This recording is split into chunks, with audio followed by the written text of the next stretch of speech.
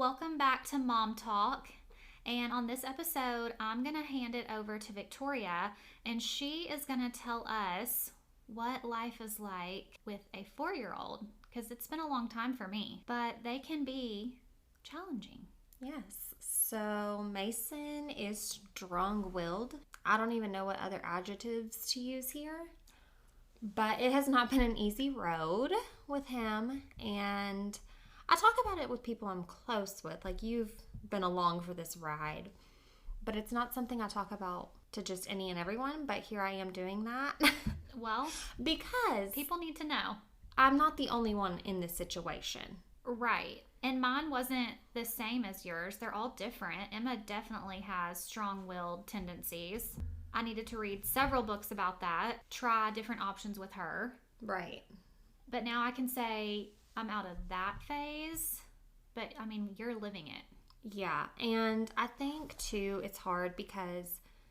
So when all this started, Mason was young when I first realized something's a little off with your behavior. And I couldn't pinpoint it. And he's my first child. I didn't know what I thought was off or if I thought I was just doing something wrong. So I blamed myself a lot at first. And he was so young. I had not had Remy yet. Like, he was maybe 15 months old when I was like, why are you this aggressive? So you weren't comparing children. This was pre. This was pre-Remy. Okay. I was pregnant with Remy. They're 17 months apart. So I was pretty pregnant at the time this started. He was a biter when he was that age, but that's age appropriate. I mean, lots of kids are biters. He seemed to only want to bite me, though. He was not interested in biting Jarrett or my parents or anyone else. Just like it me. Wasn't at school either? So he was only in a Parents' Day Out program once Remy was born. So at this point, it was just me and him. Yeah. Other people did help watch him, but the biting was solely me. So in my mind, you know, every mom, when they're pregnant with a child, first, second, third, fourth, thinks they're going to ruin their other kids' lives by having another baby. Absolutely. Bringing this child here is going to just ruin Mason. Right. I think that's like a very common fear. And so then when he's biting me while I'm pregnant and I'm like, hey, you're going to have a baby sister, blah, blah, blah. To me, that went together that I am, in fact, ruining his life. He does not want a sibling. He was 15 months old, though. I know how crazy I sound. Well, still, you wonder. Yeah. So Remy gets here. He is never like that towards her. He started a Parents' Day Out program. That first year, he was great. He loved it. He had friends. He was on good behavior. I think he got put in time out there one time, maybe. It was a great experience. And then fast forward to the next year. So the Parents' Day Out program runs kind of like same as school schedule. So out for the summer. If school's closed, they're closed. Tuesday, Thursday program, 9 to 2. But it gave me some time to just be with Remy as a newborn. Mm-hmm. He went back for the second year. I was excited. He was excited. And he started having a scratching problem. That was weird to me because that was not happening at home. So I was like, oh, maybe it's just like this different group of kids. They're all 2 now. Yeah, the terrible 2s. Yeah. Getting used to new people. And so at the beginning, I didn't think much of it. Obviously, I would be like, hey, we can't do that. We can't hurt friends. And the people at the program were talking to him too, like, hey, not acceptable behavior. And then it kept going on and on and on. And they asked if either Jarrett or I would be able to come observe. And so Jarrett was able to go that day and observe. So he stood outside the classroom and looked through the glass. Could Mason see him? Mason did not see him. Okay. He could have, but he didn't. Okay. So Jarrett watched, and because the other thing was, one of the teachers was acting like, oh, yeah, he scratches people. Like this is not a big deal. Yeah. And the other teacher was like, oh, well, you know, we can't allow that here. Like you're going to get kicked out? Yes. Okay. So... And she was texting me a lot, and I was just like, wow, okay, this must really be a problem. But then I would talk to the other teacher, and she was, I guess, more maybe laid back and was like, yeah, this happens. We've seen it before. I'm like, okay. I mean, I'm sure they've seen a lot in a 2-year-old classroom. Right. I was just getting mixed results there. Mm-hmm. And Jarrett went for his observation, and while he was watching, he saw another little girl poking at Mason at, circle time, and, she was, scratching his leg. In a playful way, not harmful, but Mason went and did it back to her. Well, nobody in the classroom, none of the teachers saw that she was scratching his leg. She initiated this. They only saw Mason's retaliation. Mm-hmm. And so the teacher came out and she was like, did you see that? And Jarrett was like, yeah, I did, but I think you might have missed the part where something led up to it. Mm-hmm. And she's like, oh, I didn't see that. And he's like, isn't that the point of this observation? Like, that I can watch my child, because we know you are busy. You have a room full of kids. Nobody is saying you have an easy job here. Mm-hmm. So after that, it was probably 2 weeks later, the teacher who had been more concerned asked me if I would send in a pair of gloves to put on Mason while he was at school so he couldn't scratch people. And I have never heard of that in my life. I hadn't either. And I was like, okay. To me, that was just bringing more attention to his hands, like just knowing my child and how he works. Also, he was 2.5. He could take gloves off if he wanted to. Yeah, of course. And now he's not being able to operate like all He the other can't kids color are. the same. Like, it's harder to hold a pencil. He's not able to do what he wants with the toys. I mean, I didn't love it, but I was like, you know what? We'll try it. So I sent in some gloves and I picked him up that day. And she actually told me, she was like, hey, so he was able to take the gloves off. Clearly. And I was like, correct. And she said, so that did not work. She said, so if you want to find some gloves that are maybe a few sizes smaller and just really tight on him, and send him in some really tight gloves that maybe he can't take off himself. And I was not comfortable with that. No, that's a big, hard no. The way she said it, I was just like, I'm not doing that. Mm-hmm. So I did not do that. And he went another time, and they texted me one day and were like, hey, unfortunately, you're going to have to come pick Mason up. He has scratched somebody again. And the glove week is the week that happened. Mm-hmm. And so I'm just like, yeah, I really feel like we put a lot of attention on it. My mom picked him up, and she did not pick up his sleep mat, his blanket, his pillow, nothing. She picked him and his backpack, and we never went back. Yeah, just left. So And it's not like you're the type of mom where you're just okay with this or you think that's not really happening. No, I believe you. But that punishment to me did Well- not fit the crime of a 2-year-old. Well, and also she had been telling me too prior to this. She's like, we start with a 2-minute timeout, 1 minute per year of age. I'm like, makes sense to me. I have read that online. I've done that at home. And she was like, but every time he has to go back, we increase it by a minute. Well, Mason was up to 10 minutes in timeout. Yeah, he's just sitting in the corner all day. So, and it's only from 9 to 2, so I feel like most of the time you're there, you're just in this corner. I'm not good with that either. Right. So, pulled him out of that, went back to, just shuffling childcare between me, my parents, Jarrett, whoever, to make it work until we got into daycare. He started daycare. When he first started, he was good, no problems. Now, at home, he had started ramping up the attitude, but he had just turned 3. And I was like, okay, I've heard you talk about Emma even. Right. The 3s were the hardest. Like, you're so patient, and Emma really pushed you at 3. She really did. So I was like, okay, this is normal 3-year-old behavior. And then it got to the point where I was like, okay, I don't know if this is normal 3-year-old behavior, but school wasn't having any problems. So I was like, okay, it has to be. And then school started having problems. He started biting people. And I was like, oh, that's a little old to be biting, I think. And so, Red Barn is just so great.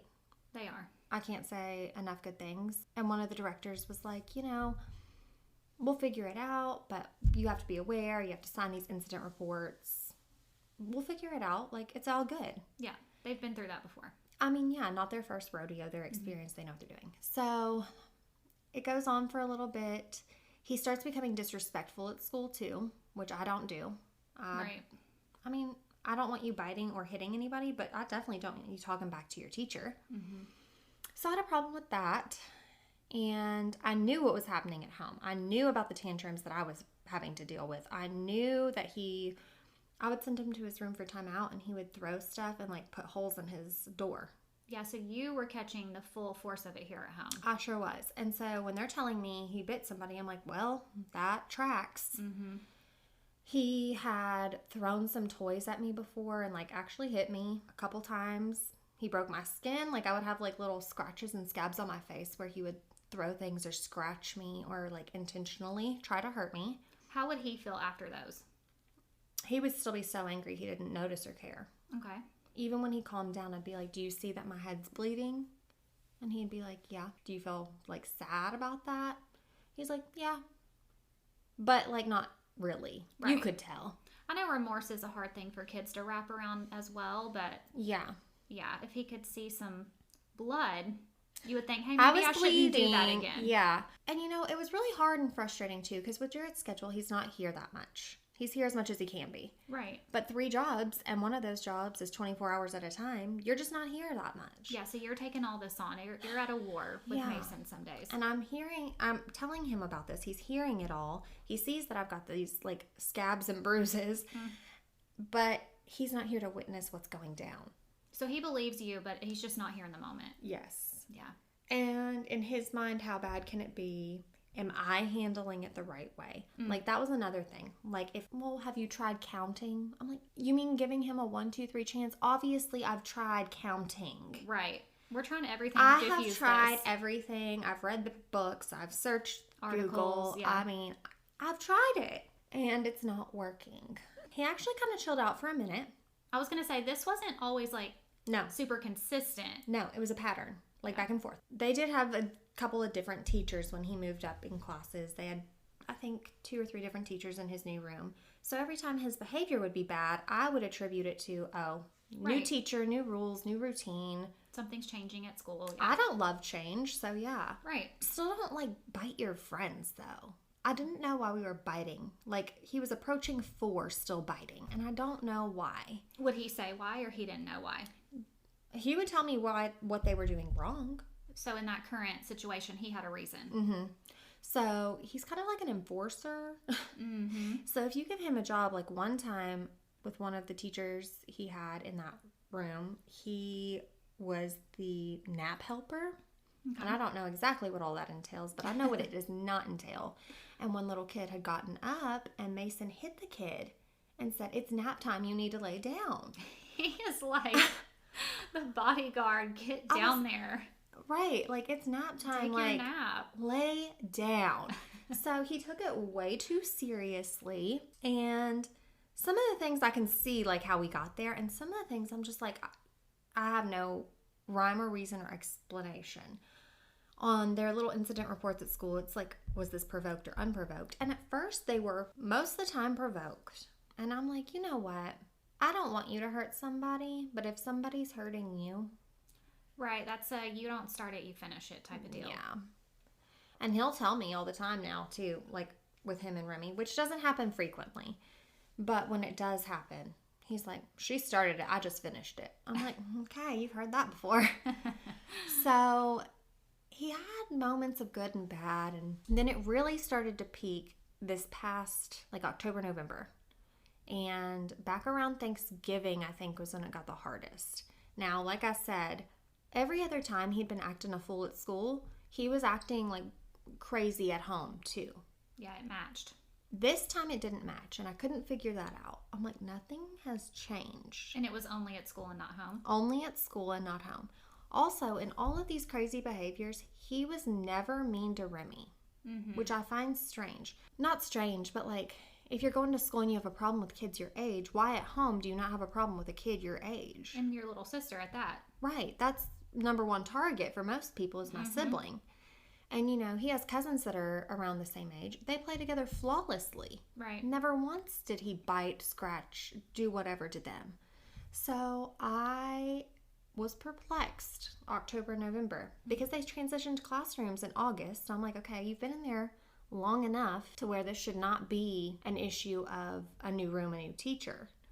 What's going on? His new teacher in this room, literally, probably the only reason he is as good as he is now. Yeah, you love her. I love her so much. So yeah, the new class with his teacher, Miss McKell, she's the best. But he'd been in there for a few months, and I really liked her. Not that I didn't like any of the other teachers, but she is just, some people are meant for certain things. Yeah, she clicked with Mason. She did. And, you know, his behavior in, I don't know if it was late September, early October, but it got bad.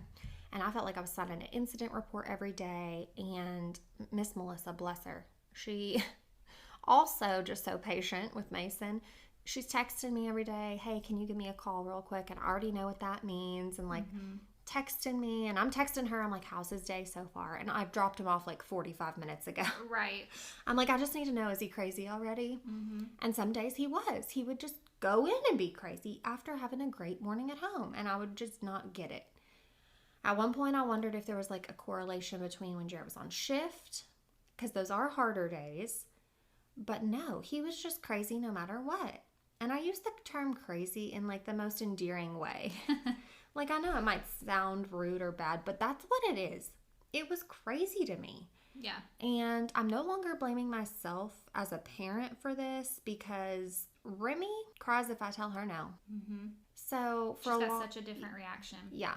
So it was actually helpful when she got a little older. I was like, okay, if this is really me, if this is really a parenting problem, it's going to come out with both of these kids. Mm-hmm. Now, if this is something Mason specific or a personality issue concern, then we will know. Yeah, then you'll know.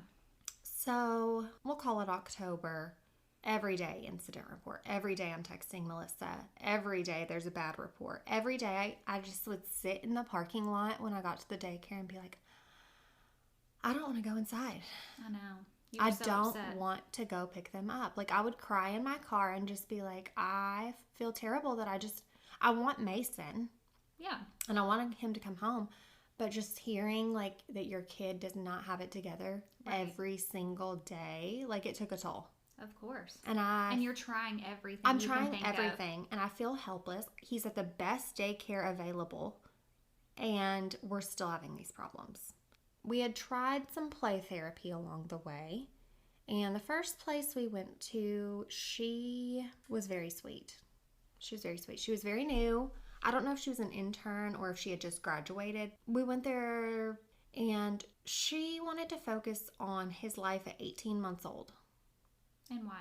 Because that's when Remy to came? figure out the root cause of why he was doing these behaviors. And I'm like, I hear you that like early life experiences can influence how you act as you get older. I follow that train of thought. But what I cannot help you with is really what happened at 18 months for him. I had a 1-month-old baby and a 1-year-old. Mm-hmm. Now, anybody who's had that knows it's a very fuzzy time to try to recollect. Right. You're just surviving. Yeah. I have glimpses of memory, but really all my memories come through looking at pictures from that time in life. Yeah. So I filled in the holes as best I could, and I was like, I knew he was a biter back then, but she fixated on that. And I was like, by 4 sessions in, I feel like you should be able to give me some type of tool. Right. What can we work on? Give me something. Mm-hmm. Give me a book to read. I don't know. Mm-hmm. And so she was sweet, but it was not what I needed at that time for him. Mm-hmm. We were on wait lists for other people, but a lot of people don't work with kids as young as he was at the time. So come November, it's around Thanksgiving. They have their school feasts at school. Mason's had been the day before. He had had a great day at school. He got to come home early and have like a date day with both me and Jarrett. The next day was Remy's feast day at school, so I went and I was going to do the same thing with her. I'm leaving to check Remy out, and Mason is sitting in the office eating lunch. Yeah, that's not a good sign. And I was just like, I know, you were so sad. Like, defeated and mad. Like, I get mad. Yeah, let me say mad, not sad. At this point, I'm just all of it. I am mad, I am sad, I'm disappointed. I am really past my wit's end. And Jarrett was there, and he was like, I'm going to take Remy out to the car. I was like, oh, I bet. Because these are not fun conversations. And that's another thing. I do pick up and drop off 99.8% of the time. Yeah, so you're the one hearing it. I am the one hearing it. So I think there is a difference in hearing it firsthand. Yeah, then through you. Then, oh, hey, he had a bad day at school. Right. He took Mason and Remy to the car. And I stood there and talked to Melissa, and she was like, you know, he does have to go home today. He cannot stay the rest of the day. That day he had punched somebody in the face and bit somebody. All before lunch. He's really getting all that out of the way early. I was like, wow, okay. Yeah, don't let him stay. The next day I take him to school, and I told them, I was like, listen, if he so much as forgets to say yes ma'am, call me, text me, whatever. Mm-hmm. I drop him off at 8, and by 10:15 I have a text that he had bit somebody. Great. So I live 4 minutes from the daycare. I was up there in no time, yanked him out of school. I was like, you are not having any type of fun with me today. Mm-hmm. I didn't even talk to him because I didn't know what to say. I'm like, if I say anything right now, it's going to be bad. Mm-hmm. Like, I feel like it's going to, like, damage him. And, yeah, I was like, you're helping me do chores. We are not playing with anything. I took toys out of his room, which I had done before, but I'm like, we're doing it again. Right. You don't get any privileges. Did he care? No. Okay. No. He sat on the living room floor for a while because, like, I was not speaking to him for probably about 30 minutes because I didn't know what to say. It's not like I wanted to give him the silent treatment. Right. I just needed to compose myself Yeah, you needed a minute. before I tried to tackle that. Mm-hmm. And so once I did feel calm enough, I went and found him. He was just sitting in the living room floor, not playing with anything. And I was like, what is actually going on? To where I'm having to come pick you up from school for biting people and hitting people. Like, what? Mm-hmm. Could he say? No. I said, is there anything I can do to help you? He had no answer for me. I'm like, I want you to be happy. I want you to have a good day at school. I want these things for you. And I am trying everything I can. But all of what you're doing is unacceptable. Mm-hmm. I don't even know what I had said. I guess it was some type of punishment. I guess I was like, you're not going outside or you're not whatever. And he looked me dead in the face, blank eyes, like blank, like, and said, do you think I care? Mason. And so then Wrong. he had to go to his room for quite some time. Yeah. It was more than the minute per age rule Yeah. because You needed all that time. I needed to get in the car and drive to the airport and fly to Mexico for a week. I was like, I don't know what to do with you. You know, we did get him in with another play therapist, and it was one I'd been on a wait list for since like April. And she seems great, and I'm very optimistic. Is this the one you did the... I did a Zoom, so she did a 2-hour Zoom intake with the parents. I know you told me it was going to be 2 hours, but I didn't believe you. I'm like, what are we talking about for 2 hours? Yeah, it was 2 hours. I mean, she talked about everything. She did address early life, just like the other play therapist had done. Right. But it was just a topic of questions she had in that section. We weren't harping Instead on of it. focus, yeah. She was like, okay, tell me about the current household. What does that look like? What does day-to-day routine look like? What does blah look like? So I felt like that was a much better fit. Plus, she had been doing this for like 14 years. Yeah, And like specifically with little children. I feel like that's just one of those areas you have got to have somebody with experience. I know people have to get the experience. Exactly. Like, that's not fair to count them out, but yeah. I gave it a shot, but this, like, instantly I could tell was going to be what he needed. Right. The Zoom call, she was like, you know what? She's like, you're describing your child. She's like, and I internalized a lot of that as a kid. She's like, I wasn't outwardly going to put on a show and be angry, but I felt it. I was like, same. Right. I was like, I did that. So is this better? Is that what she's trying to say? It's better that he is getting it out Yeah, instead of so internalizing? it's not necessarily better or worse, but we have more to work with. We don't have to work as hard to pull it out. She said it's going to come out more authentically. We're not going to have to dig and ask a bunch of questions and get varied results on his answers. Like, we're going to be able to know pretty quick what's going on with him. Okay. I was like, okay. Because as a kid, I was angry, but I was such a people pleaser. I was internalizing all of it. Yeah, like, you didn't let that out. no, or act I was up too. or- I would have been mortified if I'm Remy. I would have cried if you told me no. Right. So maybe that's Remy. Yeah. Bless her. But no, that led to me being very angry later in life. Like, my go-to emotion, like sad, comes out as mad. Yeah. A lot of emotions come out of me as mad. And I think it's just because I was such a people pleaser and internalized a lot of it. And after talking to this lady, I'm like, that's 100% what it was. Now, lately, I don't want to jinx it. He'll have a horrible day today, but he's been great for Right. months now. He's had a great run. So the daycare actually suggested there's a state program that comes in and kind of evaluates or does an observation on your kid. And if they need any type of intervention plan, they come up with one, some suggestions, things to work on.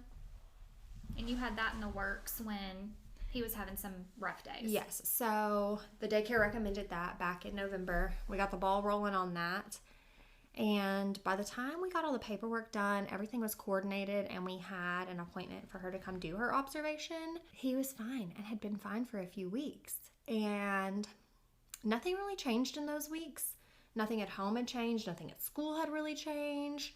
The only thing was I, in my desperate Google searching, had found there are like these sensory necklaces.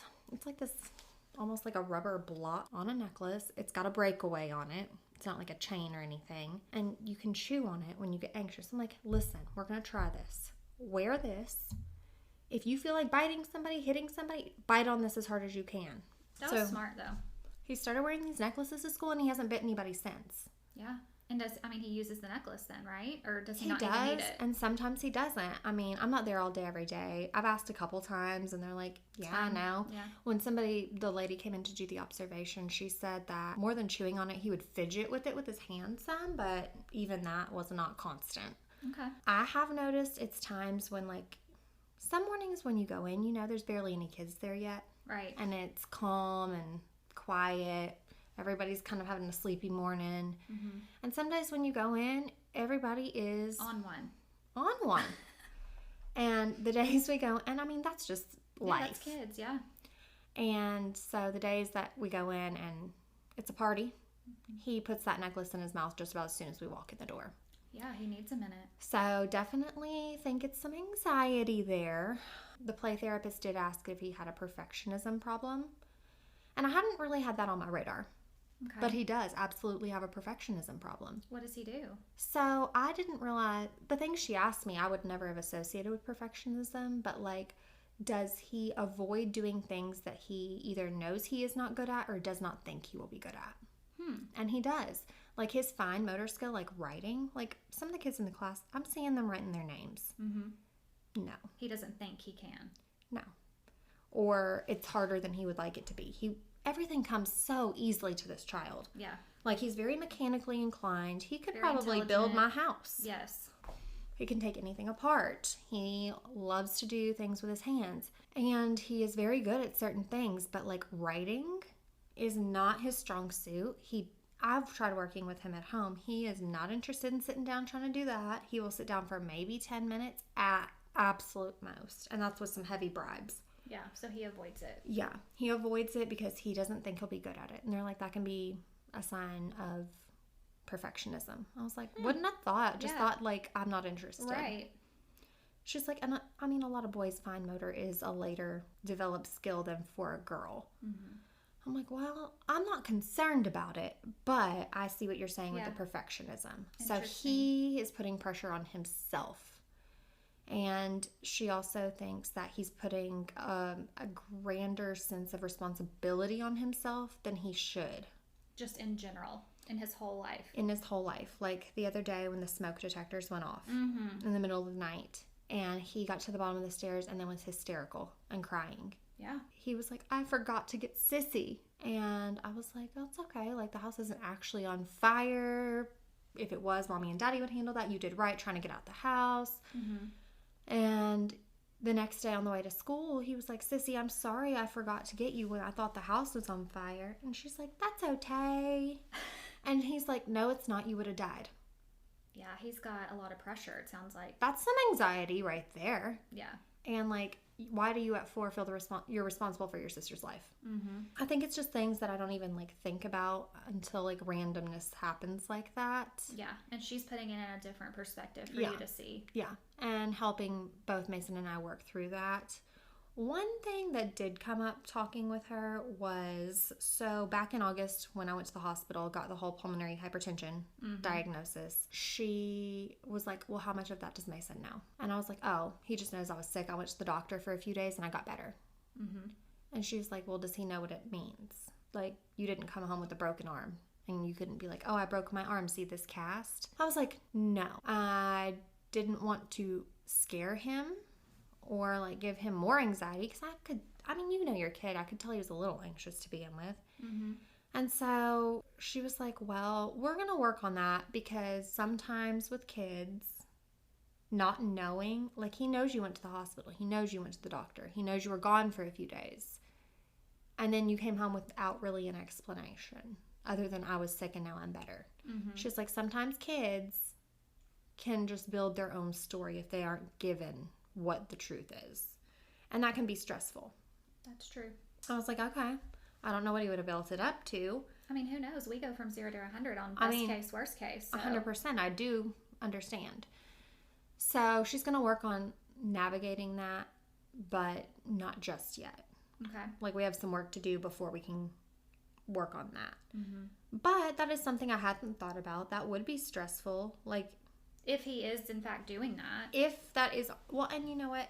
The only reason I even brought it up to her is because it did not correlate with the time his behavior was bad at school. Back in August, September, he was good. And that's when I was like, my not good. Right. She said it can be delayed sometimes as they have time to sit and ponder.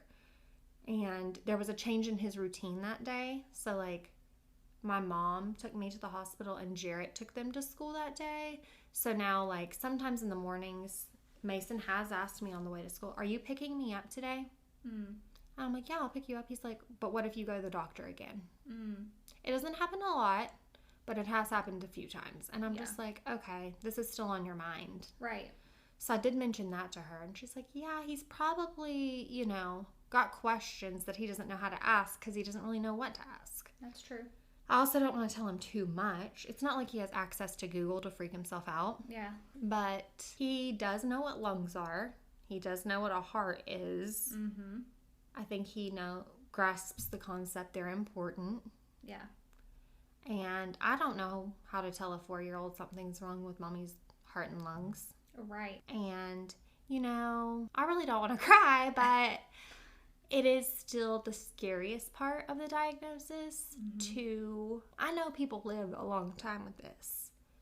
And I know there's plenty of people who are not as fortunate, but it is a scary thought to be like, hey, mommy has this and she's never actually going to get better. And, like, I even think about my kids as adults. I'm like, wow, you're going to have to probably take care of me at some point in some capacity. Like, put me in a home, that's fine. But, like, I don't want that for them. And I know that's the reality now, which that's me thinking way far into the future. Right. But I'm not telling a 4-year-old this. But to me, telling him anything starts that process of as he grows, I'm going to have to share more and more. Right.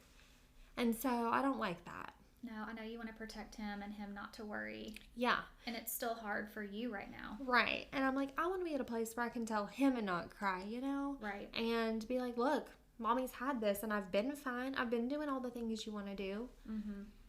And I know I'm very fortunate, and I almost feel guilty for how fortunate I am to have this and be in this condition. I really do, because, like, in the support groups, that is not the case. But I am in this position, and I'm going to enjoy it and take advantage of it, and hopefully that helps Mason. Exactly. But yeah, I think he probably does stress about that. And then I'm like, man, I feel bad that I've stressed you about this unintentionally. Like, I was trying to protect you, but I stressed you instead. I mean, nobody can plan for that. You're doing what you think is best in the time. I'm like, he's 4. Right. And you know how much he can handle right now. Yeah. And I think he could handle more. I just don't. I don't know. Telling your kids makes things feel more real. Mm-hmm. Absolutely. And I try to compartmentalize this part of my life as much as possible. I try to act as normal as possible. Yeah, I can't breathe some days very easily, but we're not going to talk about that. I mean, that would be a hard thing to open up to your 4-year-old about. Yeah. I can't breathe right now. Yeah. Like, where would that take them? And you're just trying to be mom.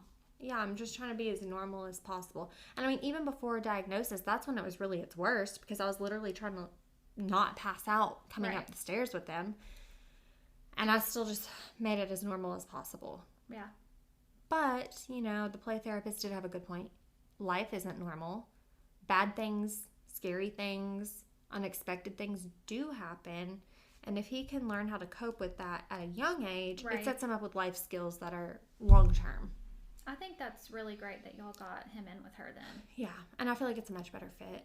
Yes. And his behavior's been good. So hopefully we can keep it that way. Yeah. And she can help you too. I mean, how to speak and process. Right. And I told her that. I was like, I don't know how to tell him these things. Yeah. And I did tell her too, you know, I tried so many things when his behavior was all over the place. I told her, I was like, I think my inconsistencies in the things I was trying might have damaged him. It might have done more harm than good. And what did she say? She was like, he's 4. She was like, nothing you've done can't be undone. And She you're was just like, working with what you have. You're just Yeah. trying whatever will she work. was like, you haven't been arrested for abuse. She was like, anything that has happened can be undone. She was like, inconsistencies. She's like, that is like not even a problem. She's like, we can change it. We can fix this. She's like, you haven't damaged him for life. Like, don't even think that. So that was helpful and reassuring to hear from her. He's just been so good and so sweet right now.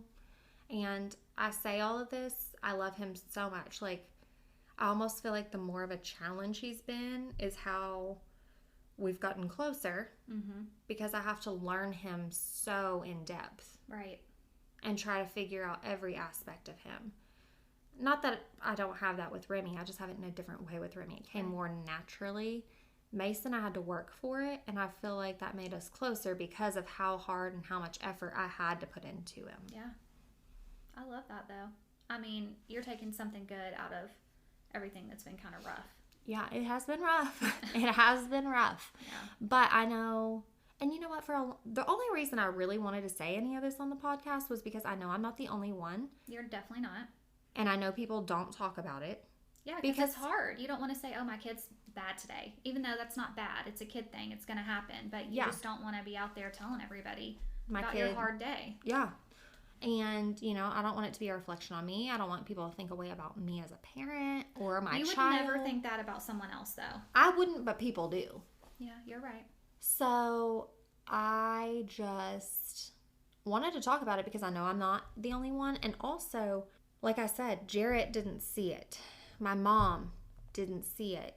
Both of them at certain points said different things that I found offensive and like not helpful or constructive. Like, well, maybe if you blah. They wanted to give you. And I'm like, you're not living it. You're not here. And like, honestly, they both had some denial at first because Mason was so young when I started noticing these things. But they didn't think that was possible. They were like, no, it's a toddler. Like, you're overwhelmed. You have an infant and a 1-year-old. Like, this is a you thing. And then it kept going. And I was like, no, this is not me. Mm-hmm. And I feel like they did stop acknowledging that it was me. Yeah. But then they were still like, well, it's not as bad as you're making it sound. Or didn't believe me fully. Mm-hmm. And then, you know, they would see it for They would get a themselves. glimpse. Yeah. And they were like, oh. Or they would like see what his door looked like. Or that there were holes in the drywall from where he would like stab it with something. Yeah. So, yeah, all that has stopped. They came around. They came around. They Okay. did. But I know it feels very like isolating and like Right, you're lonely. crazy. Mm-hmm. And, you know, people don't talk about their kids putting holes in their walls. No, nobody wants to do that. But I know I'm not the only one because the wait list for play therapy was entirely too long for me to be the only one. So I know I am not in this boat by myself. Definitely not. Well, I'm really glad you said all this, and the people that feel the same way as you can listen and hopefully feel better. Yeah. It's hard. It's hard being a mom, It is. and sometimes it is really lonely. Yeah. Well, and you know what? Amy, Painter, the other day actually sent me this reel, and it was talking about how an easy child, an obedient child, they enroll you in Parenting 101. Mm-hmm. And your strong-willed, difficult, hard-to-handle child, you get enrolled in Parenting 505. And she was like, oh, Auburn was my 505. I was like, Mason is my 505. Yep, we've all got So I'm one. just a very experienced parent at this point. You are. You're seasoned already. Yeah. And you know what? I really do feel like I could handle just about anything. You could. I mean, don't come at me with a knife, but other than that, like, I feel like I could probably handle anything behavior-wise at this point because, wow, Yeah, I've been through it. I agree, because I've watched you go through it. It is not fun. Yeah. Okay, well, y'all, if you have any tips or tricks or want to write in your hard kid stories, we want to hear them. We want to talk to y'all. And thank you for listening. Don't forget to follow us on Spotify and Apple and always on our Instagram at Mom Talk. Thanks. Bye.